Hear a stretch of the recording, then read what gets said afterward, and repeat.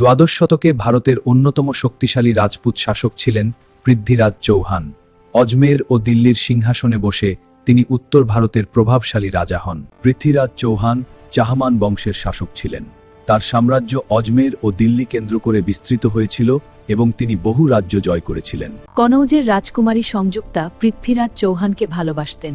স্বয়ম্বর সভায় তিনি পৃথ্বীরাজের মূর্তিতে মালা দেন। পরে পৃথ্বীরাজ এসে সংযুক্তাকে নিয়ে চলে যান।